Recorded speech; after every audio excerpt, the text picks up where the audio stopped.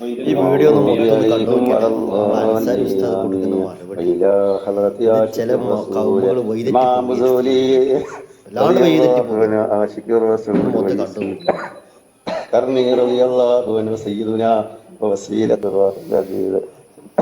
سلطان العارفين أحمد الكبير الرفاعي قدس الله سكرة العزيز سلطان الهند هاجا غريب نواس سلطان الهند هاجا أعوذ بالله من الشيطان الرجيم الحمد لله رب العالمين الرحمن الرحيم مالك.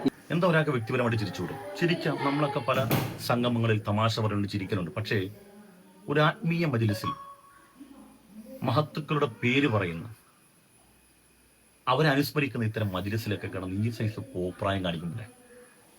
കാണിക്കണം. ആ കോപ്രായം കാണിക്കൽ മാത്രമല്ല, അത് പൊതുമധ്യത്തിൽ അപ്ലോഡ് ചെയ്യാനുള്ള ഇവിടെയൊക്കെ ആ ഒരു മനോഭാവം എന്നെ സംബന്ധിച്ചിടത്തോളം മാനസിക ആരോഗ്യം നഷ്ടപ്പെട്ട മനുഷ്യരുടെ സ്വഭാവമാണ് ഇതായി.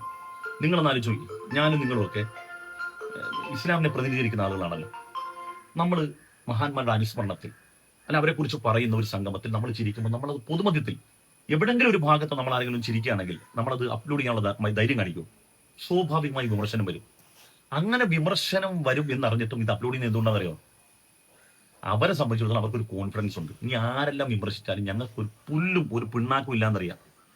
ചക്കരയിലേക്ക് ഈച്ച പൊതിയുന്നത് പോലെ അവരുടെ സമക്ഷത്തിലേക്ക് ജനം ഇങ്ങനെ ഒഴുകിക്കൊണ്ടേയിരിക്കും. ഈ നാട്ടിൽ അന്തവും ബുദ്ധിയും ബോധവും ഇല്ലാത്ത പ്രവാസികൾ അയച്ചു കൊടുക്കുന്ന പൈസ ഇവിടെ കാൽച്ചൂട്ടി കൊണ്ടിടുമെന്നുള്ള ബോധ്യത്തിൽ നിന്നാണ് ഇവർ ഈ ചിരിയിരിക്കുന്നത്.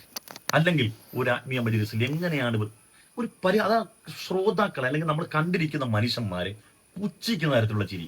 അയ്യേ, എന്ത് മനുഷ്യന്മാർ ഇവരെയൊക്കെ താങ്ങാൻ ഇവിടെ ആളുണ്ടല്ലെന്ന് അറിയിക്കുകയാണ്. നമ്മുടെ ക്രൈസ്തവ സഹോദരങ്ങളാണ് കൂടുതലും സാക്ഷ്യം പറയാന്ന് പറയും. അതായത് അവർ പ്രാർത്ഥിച്ചിട്ട് ഫലം ഉണ്ടായി കഴിയുമ്പോൾ ഇന്ന ആൾക്ക് ഫലം ഉണ്ടായി, ഇവർക്ക് നാളുകളായിട്ട് വയറുവേദന ഉണ്ടായിരുന്നു, ആ വയറുവേദന ഇപ്പൊ മാറിയിട്ടുണ്ടെന്ന് സാക്ഷ്യം പറയൽ സാധാരണഗതിയിൽ നമ്മുടെ ക്രൈസ്തവ സഹോദരങ്ങളുടെ പ്രാർത്ഥന സംഗമങ്ങളിലാണ്, സുവിശേഷ പരിപാടി. ഇതിപ്പം നമ്മുടെ സമുദായത്തിൽ തുടങ്ങിയിട്ടുണ്ട്.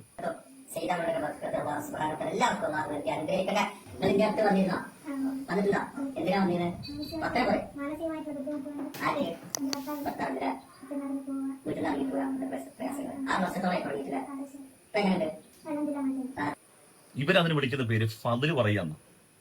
വർഷങ്ങളായിട്ട് ക്യാൻസർ ആയിരുന്നു സഹോദരിക്ക്. ആ സഹോദരി ഇത് കണ്ട് വന്നിട്ടുണ്ടെന്നൊക്കെ പറഞ്ഞിട്ട് ആളുകളെ കൊണ്ട് പറഞ്ഞ് പ്രൊമോഷൻ ചെയ്യിക്കുക. എന്തിനാണ് ഈ ആത്മീയതക്ക് പ്രൊമോഷൻ? ഒരു ഡോക്ടർ നല്ല ഡോക്ടർ ആണെങ്കിൽ ആ ഡോക്ടറിന്റെ ആളുകൾ വന്ന് കൂടൂലേ? ആ പരിസരത്തെങ്കിലും നിൽക്കാൻ പറ്റുമോ? വണ്ടി വെക്കാൻ, വാഹനം വെക്കാൻ സ്ഥലം ഉണ്ടാവുമോ? കംപ്ലീറ്റ് ആളായിരിക്കും അവിടെ, ജനനിബിഡമായിരിക്കും ആ ഡോക്ടറിന്റെ കഴിവില്, അല്ലേ? അങ്ങനല്ലേ? ആത്മീയ മജ്‌ലിസിൽ അദ്ദേഹം നല്ല ചികിത്സാരിയാണെങ്കിൽ, വിശുദ്ധമായ ഖുർആൻ കൊണ്ട് നന്നായിട്ട് ചികിത്സിക്കുന്ന ഒരാളാണ് എങ്കിൽ, അതിൽ ആളുകൾക്ക് രോഗശാന്തി കിട്ടുന്നുണ്ടെങ്കിൽ സ്വാഭാവികമായ ആളുകൾ അവരുടെ വന്നു കൊണ്ടുകൂടും. എന്തിനാണ് ഈ പ്രൊമോഷൻ? ഞാൻ ക്യാൻസർ മാറ്റി കൊടുത്തു, ഞാൻ ചോറി മാറ്റി കൊടുത്തു, വർഷങ്ങളായിട്ട് എന്തിനാണ് ഇത് പറയുന്നത്? എന്താണ് അതിന്റെ പിന്നിൽ നിങ്ങൾ ഉദ്ദേശിക്കുന്നത്? എന്താണ് ആത്മീയതയ്ക്ക് എന്തൊരു പ്രൊമോഷൻ? നിങ്ങൾ നല്ല വ്യക്തിത്വങ്ങളാണെങ്കിൽ അള്ളാഹു ജനങ്ങളുടെ മനസ്സിൽ നിങ്ങൾക്ക് സ്ഥാനം തരും. എന്ത് നാറിയ പരിപാടിയാണെന്ന് ഈ വൃത്തികെട്ട പരിപാടി. ഒരു മജ്‌ലിസിൽ എന്നിട്ട് കണുകണമെന്ന് കിടിക്കുകയാണ്, എന്നിട്ട് അതെടുത്ത് പോസ്റ്റ് ചെയ്യാൻ. ഇതിനൊന്നും ദുൽ ഉഖലാ എന്ന് പറയുന്ന ആ വിഭാഗത്തിൽ പെടുന്നതല്ല. നിങ്ങൾ തങ്ങളാണ് മറ്റാണ് മറിച്ചാണ് പറയാൻ പാടില്ല എന്നൊക്കെ നിങ്ങൾ പറയും. നിങ്ങൾ അങ്ങനെ കരുതിയാൽ മതി. എനിക്ക് എന്നെ കൊണ്ട് സാധിക്കത്തില്ല. ഇതൊക്കെ മറ്റുള്ള മനുഷ്യന്മാർ കാണുകയല്ലേ? ഒരു തങ്ങളീയത്തുണ്ടെന്ന് പറയും എന്തെല്ലാം കോപ്രായങ്ങളെ കാണിക്കുന്നത്. നമ്മുടെ മറ്റു തങ്ങന്മാർ ആരോടെങ്കിലും നമുക്ക് അത്തരത്തിലുള്ള ഒരു വിയോജിപ്പോ ഒരു അഭിപ്രായ വ്യത്യാസം നമ്മൾ പറയുന്നുണ്ട് ഇല്ല? എന്തുകൊണ്ട്? അവരെല്ലാം അവരുടെ ആ ഒരു ഡിഗ്നിറ്റി, അവരുടെ ആ ഒരു പേഴ്സണാലിറ്റി ആരെങ്കിലും ഒന്ന് പറഞ്ഞു കഴിഞ്ഞാൽ അവരെ അവരെ ചീത്ത വിളിക്കുക, അവരെ ഭയപ്പെടുത്തുക. അതൊക്കെ പെരെ പോയി ഭയപ്പെടുത്തിയാൽ മതി. ഇവർ ഉദ്ദേശിക്കുന്നത് ആദ്യം ഇവർ രണ്ട് ഏട്ടനനിയന്മാർ ഒന്നിച്ച് തുടങ്ങിയതാണ്. ഇപ്പൊ അനിയൻ പുതിയ വീടെടുത്ത ശേഷം അവിടെ അനിയൻ തന്നെ സ്വന്തമായിട്ട് തുടങ്ങി. അവിടെ ഒരു കിണറും കുടിച്ചിട്ട് കൂടിയും പറ്റി വരുന്ന എല്ലാവരും അവിടെ പൈസ ഇട്ടോളാം. അത് ചിരിക്കുന്ന കണ്ടിട്ട് ദ്വാരിക്കുമ്പോൾ ചിരിക്കുന്നതിൻ്റെ അർത്ഥം മനസ്സിലായി നിങ്ങൾക്ക്? എൻ്റെ മുന്നിലുള്ള മന്ദബുദ്ധികളാണ് ഉള്ളിൽ. അത് മനസ്സിൽ ഉദ്ദേശിച്ചിട്ട് ചിരിച്ചു പോയതായിരുന്നു, വേറെ ഒന്നുമല്ല കേട്ടോ. മന്ദബുദ്ധികളെ പോവും ഇവരെ മുന്നിലേക്ക്. വേറെ ആരാ പോവാ? സ്വന്തം വീട്ടിൽ നിന്ന് നേരാൻ വേണ്ട സ്ഥലത്തോ ദിക്കോ നിസ്കരിക്കുക വരെ ചെയ്യില്ല. അന്നത്തെ ടീമേ ഇവരെ മുന്നിൽ പോകും. അല്ല നേരാൻ ശരിക്കുള്ള ഒരു ദീനും നിസ്കാരമുള്ള അള്ളാഹിനെ ഭയപ്പാടുള്ള ഒരാളും ഒരു ഉമ്മത്തികളും ഇവരെ മുന്നിലേക്ക് പോവില്ല. അള്ളാഹിനെ ഭയപ്പാടുള്ള ഒരു ഉമ്മത്തികളും പോവില്ല.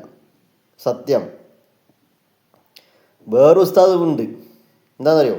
മടുവൂരാന്ന് നമ്മക്ക് അള്ളാന്ന്, മടുവൂരാന്ന് നമ്മക്ക് അള്ളാ, മടുവൂരാ നമ്മ എല്ലാം ചെയ്ത് തരുന്നത്. അത് വേറെ കൗമ്.